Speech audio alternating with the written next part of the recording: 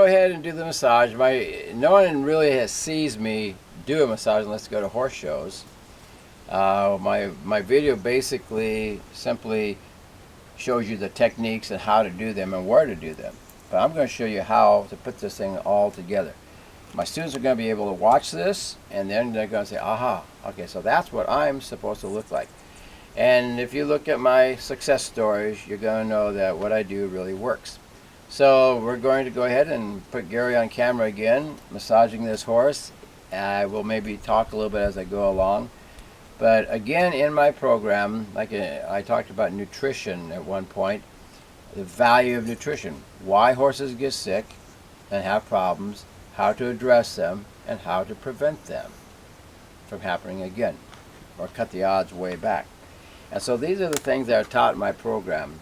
I cover 134 or 36 different problems from horses tying up, horses colicking, horses just anything that you can think of. Weaving, weaving is a glandular problem. You see horses weaving back and forth. And so we talk about that, and we have the nutrition that's going to feed the horse so that glandular problem goes away. So the subjects in my program are vital to the real world. They're not theory, they're not textbook, they're real. And I've learned these things since 1995, doing massages on horses. I started my school in 1998, and my school is totally different than the first year of my program, because I saw a need for saddle fitting. I could do a great massage on a horse. The person puts a bad saddle back on, the horse acts up, they go, that massage didn't work. Well, we need to understand the saddle so that you don't get a bad name that your massages aren't any good. So we do saddle fitting. I studied with a fellow, custom saddle maker, to make sure I understood how that worked. And so I've put into my program things that I've seen needed in the real world of equine massage. And you know what? I've never had one time a horse ever say, "Say, Geary, what's the name of that muscle you're working on?" They don't care. They just want to get fixed. I've never had the owner say, "Say, can you give me the name of 35 muscles before you work on my horse? I want to see how much you know about anatomy." That never happened either. So I'm thinking to myself, why do I need to go into that? Make my students memorize stuff that doesn't apply. Everything in my program is for the real world. And so now we're going to clip and go on to my my style of technique of shiatsu massage. I like to start out using a percussion technique. Several reasons. It makes the muscle supple. At the same time, it gets their attention back on you. So I have just chosen to start with this technique. And I go a little bit lighter around the ears, around the atlas pole area. Okay, so now we start our rotation sedation, and I'll just be quiet for a while.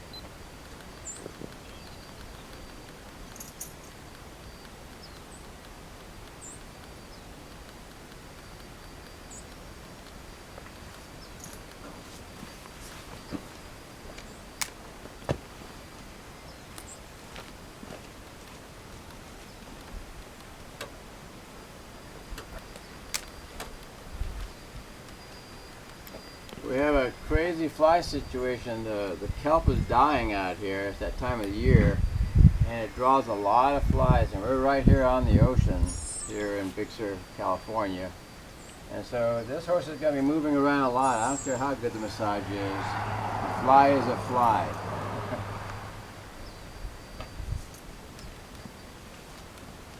And they're pesky little guys. And you're going to see me doing some swatting also.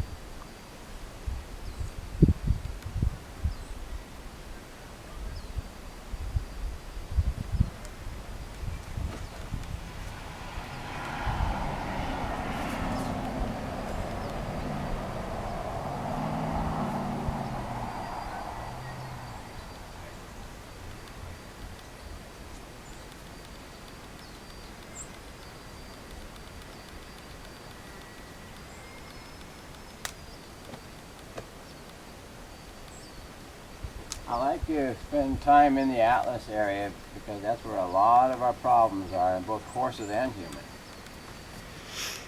I am pretty confident when I say that horses get headaches because the issues I find in the Atlas correspond to headaches, vision, other problems that would relate to human beings. And I worked on some really nasty horses that just did not want to be touched. And after you work that pole area, they were in love with you. They were so much. I've seen major personality changes in horses. I've had horses that I've been able to do things to that the owners could not believe. Like a horse that had been gelded, the owner warned me not to go anywhere near the inside of that back leg, but as I had done the treatment on the horse, I just could tell this horse loved the treatment. And so I went ahead and I worked my way into the back leg, and he lifted his leg up and stuck it way out to the side and opened up for me to go in there and work some cross fiber work up where the old testicles used to be. And he loved it, and the owner could not believe. And she said, I can't believe what I'm seeing. I said, well, if you had a great massage and you're feeling wonderful and you trust your massage therapist, they can basically do anything they want to do because you're confident in them. Well, this horse showed that what I was doing was really good and felt wonderful.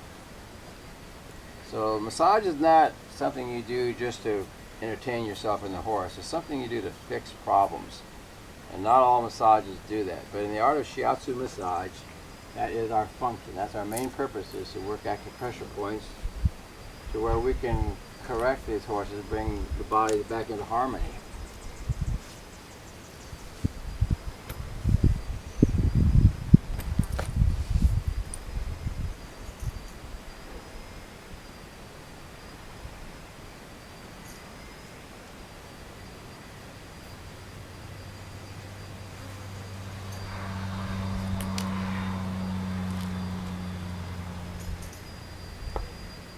We may need to have one of the students come over to the other side because when I go to the back,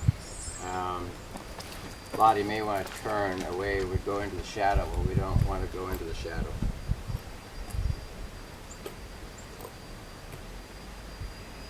We got Tony Joe, it looks like, with her little skirt there. Is that your little skirt, Tony Joe? Okay. Your dress. Okay.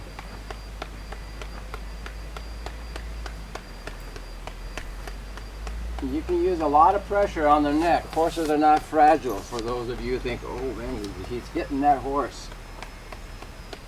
I've had people go, oh, I can't hit the horse like that. I don't want to hurt it. I said, you ought to watch a horse fight sometime. Now we're going to do a little suppling of the muscle, a little kneading here.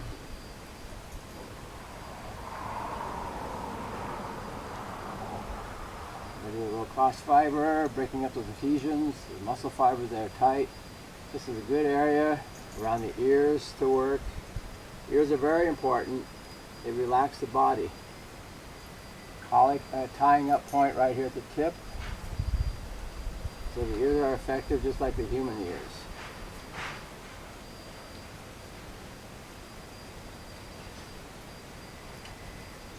One of the greatest pleasures I've ever had in massage is doing horses because, as you can see, they love you, they kiss you. I can't do that on the massage table. I get thrown in the court. I can get away with it with the horses.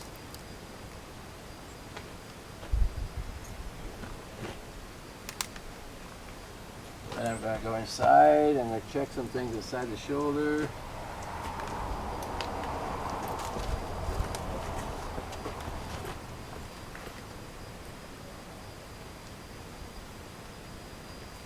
Okay, there we go. We're starting to get the release. The head's going down. I'm able to get in a little deeper. As you can see, the horse is letting go of that resistance. And here we go into another spot that's sore. Let's see what happens here. Down goes the head. Alright. In some cases I'll go all the way up to my wrist inside and my hand will completely disappear.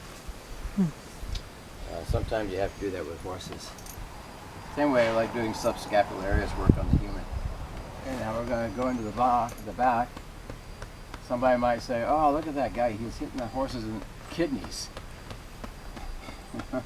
These are not little Tonka toy sets. These are masculine, powerful animals that can take a lot of impact from another horse.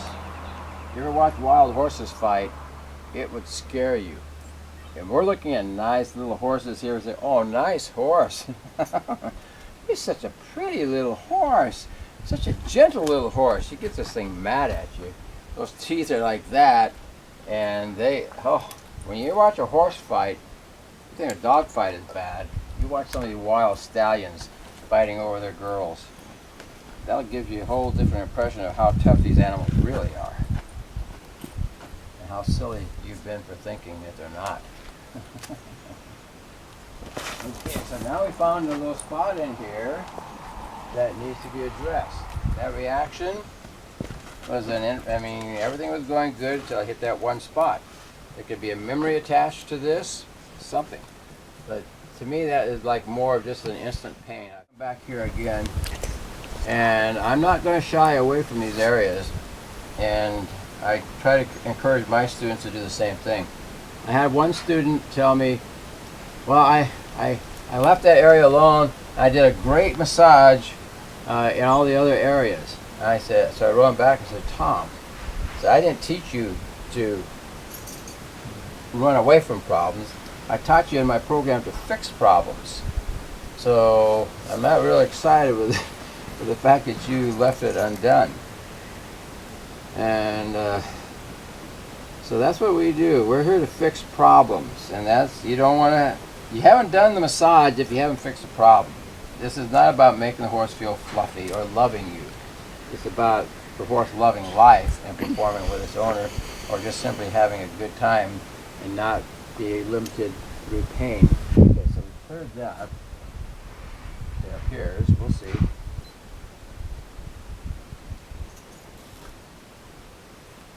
I'm doing a sedation. I'm doing a rotation and a sedation technique at the acupressure points. The sedation drains off tension at the acupressure point and stagnant energy. You can sum up health in 3 words: emotion, dis-ease, and disease. I talk about this in my video. I talk a lot about it in my school to where my students are going, oh, here we go again. But the natural state of dynamic, passionate health is emotion, just full of, like little children, full of wonderment. When that emotion gets slowed down and put into a state of dis-ease, it stays there for a while, it becomes eventually a disease. All right? All disease is the emotion made or put in a state of dis-ease, not moving with the freedom. So we clear these problems. Some of them are stubborn, but we get them all. And of course there are some things that are out of our realm, and we have to use the acupuncture or chiropractic. But we use all of it. In the real world of sports with human beings, if you were to go to Colorado Springs, to the Olympic training facility, you'd find acupuncture, massage, chiropractic, shrinks, nutrition, anything and everything is going to be there. We use that in our human athletes. But somehow we've not quite got the picture yet that we're supposed to use it in our equine athletes. As the Greeks used to say, the athlete that does not use massage is the average man. Well, the horse that does not use massage because of its owner's ignorance, maybe they just don't know, is a horse that is going to come up with problems sooner than it should. And it's not going to perform on the level of horses that are getting acupuncture, chiropractic, and massage. So all this stuff is available, and all this stuff needs to be used. All right, it appears we cleared that point. So now I'm going to do a little cross fiber around the withers in the shoulder area right where the saddle goes in, is a good place to find tight fibers.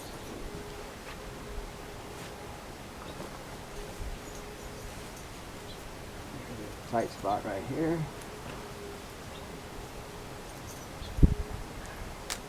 Okay, so sometimes, I remember one horse I worked on, all I could do was cross fiber, nothing else would work, and the horse wouldn't stand. But when I got into cross fiber, the horse loved it, so that was a technique of choice. So not only do we do shiatsu, but we also teach sports massage techniques in my program, and cross fiber is a very important and easy to learn technique. Okay, and then in this area is an acupressure point, a key point right in here, and sometimes you'll feel fiber in there, so we break up that fiber to give better movement into the hip area.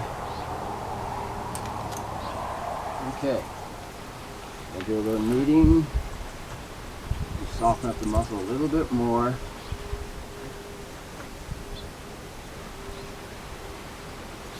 Okay, and from here I'm going to go into the shoulder area. So we go into percussion.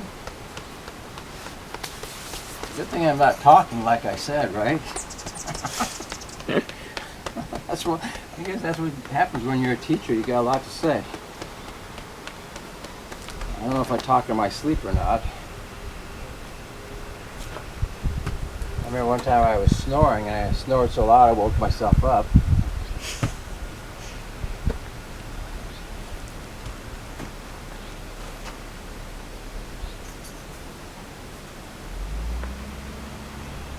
Good. Now, what I'm doing here, I was listening to the horse's breathing pattern, and it went sporadic, and then it softened up and went shallow. So that's what I wanted to hear, a little adjustment there.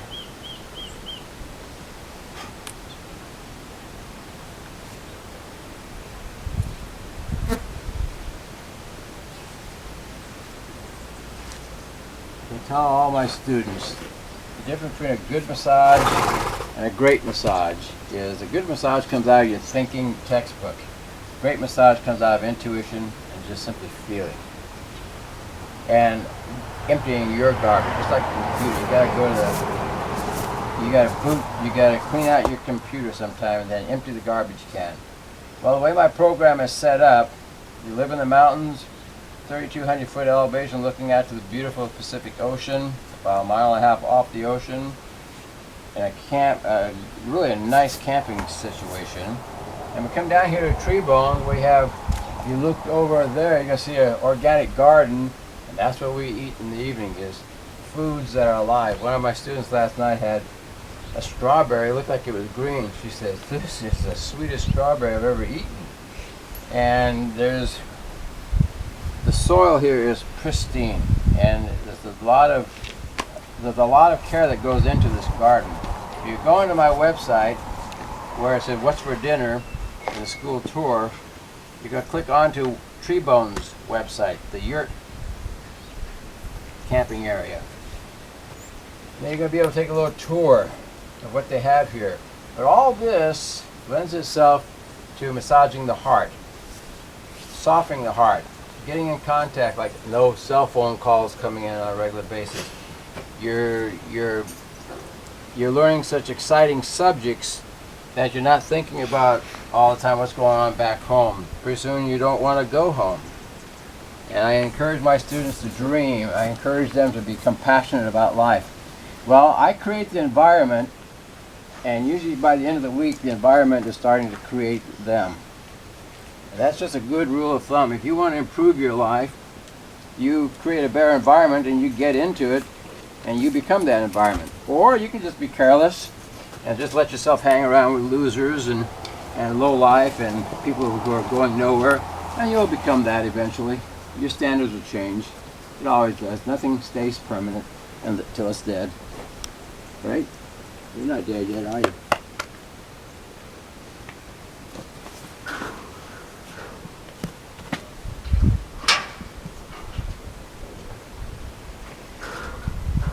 The legs are very important. especially on horses that have shoes. And you'll notice with horses with shoes, when you go down their legs from about here down, it's going to get very cold because of the shoe. There's no circulation in the foot, or very little. Now, the question I ask my students is, how many hearts does a horse have? And they go, uh-oh, what's he talking about? 5. Horse has 5 hearts. Got the main heart, and each foot is a blood pump. Movement of that foot squirts blood up the leg. When you feel these horses, they're warm. You feel the legs of horses that have shoes on, they're cold. That means these pumps are disabled. So now the main heart has to take over and do the job that these guys aren't able to do anymore because the shoe locks that foot into position and it doesn't contract and expand. And so these things are nice to know. I've had people come to my program that did feed of horses, and they go, I can't believe it. You know, all the things I learned, in light of what you're saying, they don't make a bit of sense now. And what you're saying makes all the sense in the world.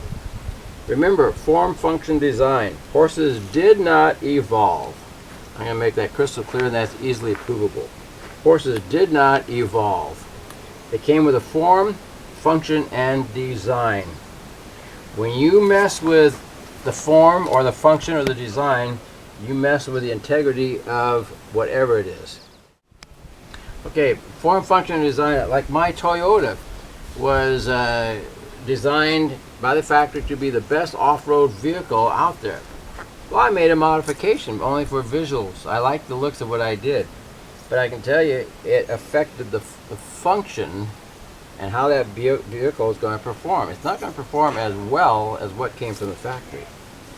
And so, form, function, and design. These are designed and they have a function, and the form and function have to work as a team, as a unit.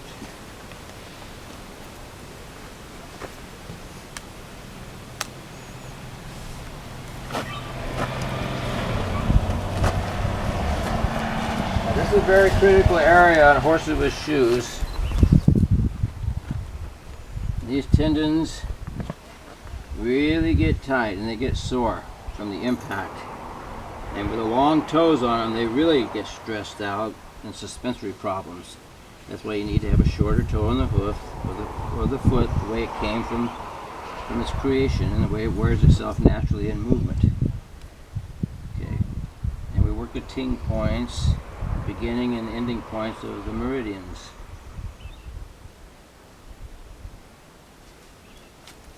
And sometimes I check to see if there's a misalignment in the hoof. Okay.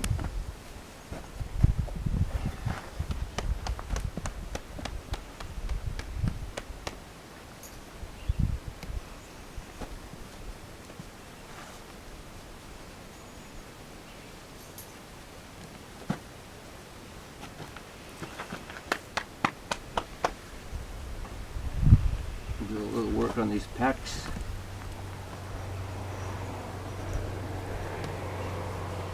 Okay. Now I'm going to check the intercostals just in case we had a couple horses playing and one got kicked. If I don't find a problem, I'm going to move on to the abdominal area.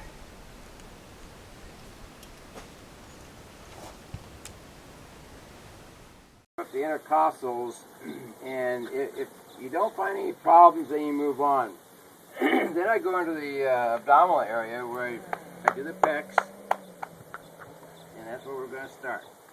I'm going to start with the old cross fiber.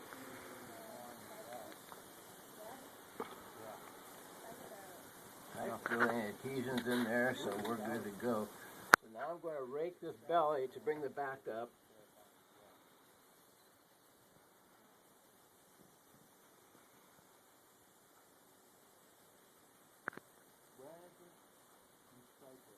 Then I'm going to do digestion, movement, and energy sweep. And that's all I do in the bottom. Okay, we're about ready to end this horse. I love that saying, I'm ready to end this horse. For you brighter people, you'll understand.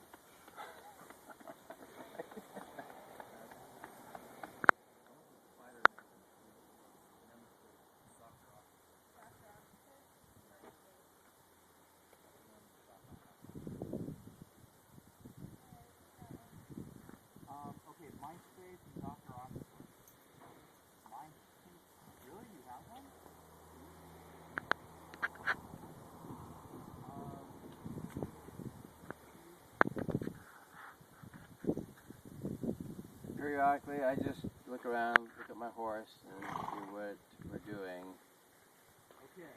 And when I see them relaxed, we're happy. Sometimes I'll get them animated at like a certain something I'm doing, and I'll spend more time in that area when they become animated because they're enjoying it. And they're pretty much saying, hey, stay there. I like that. Do more of that.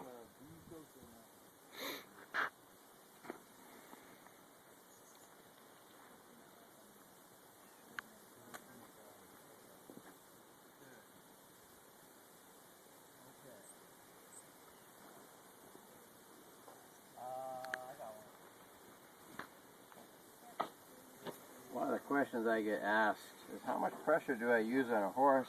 The answer, as much as you can or as much as they will allow.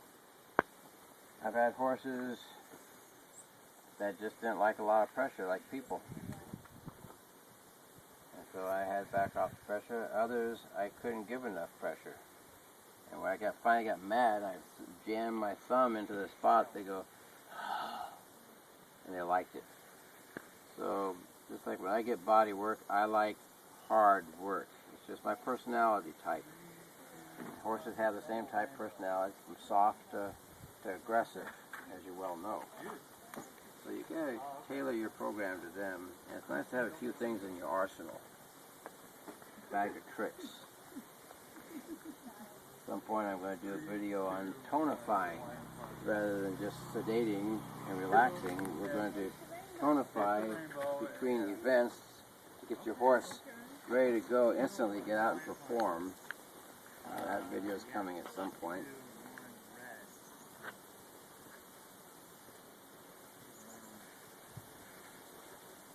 I always do on the first horse a complete treatment. I never do spot treatment at first.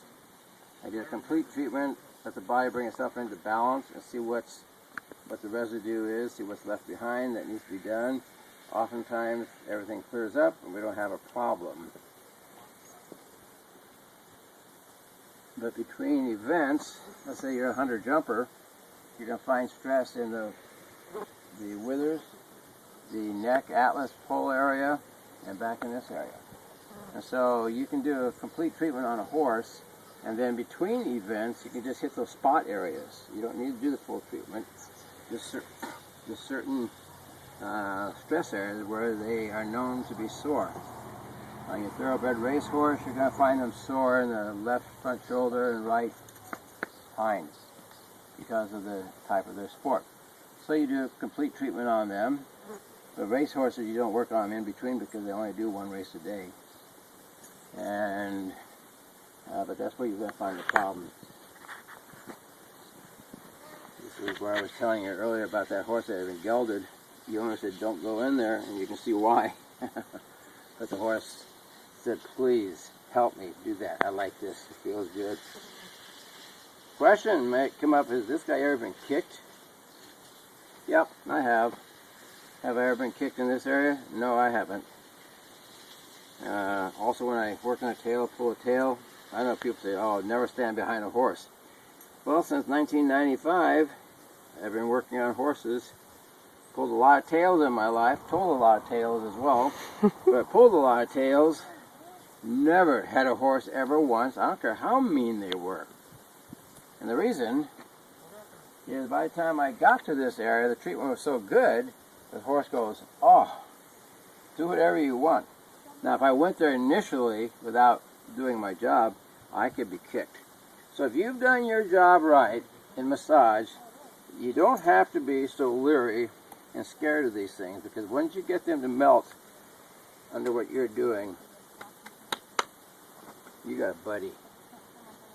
And buddies usually don't hurt one another.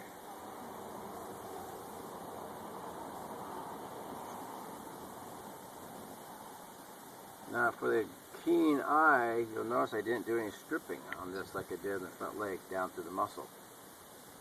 And that's because I can always go back and do it. It does not have to be done in a particular order. I've done these techniques different ways many times out of boredom. I just wanted a different variety for myself. And it all produces the same end results. Spectacular benefits. So you can mix them up, venture out a little bit. Don't just make it a routine. Make it an adventure.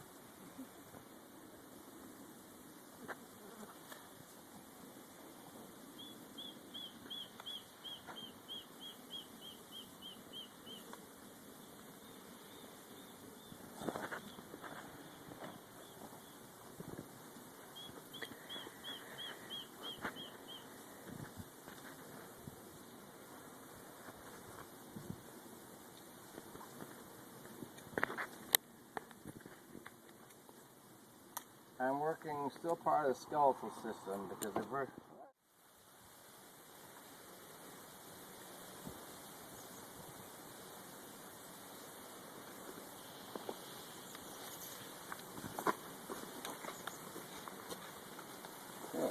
now we'll go around to the face of the horse.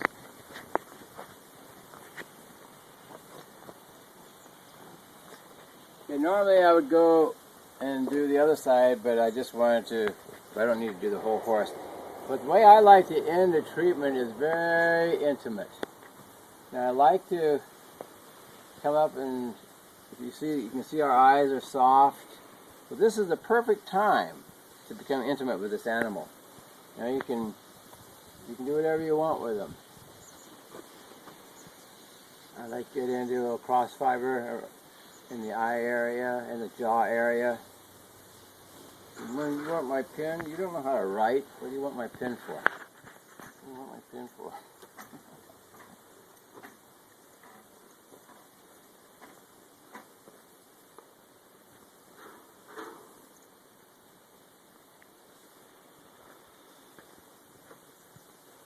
And you can get in comfortably to zone 1, into the intimate zone here. You're in. And you can pretty much do anything you want to do because they trust you.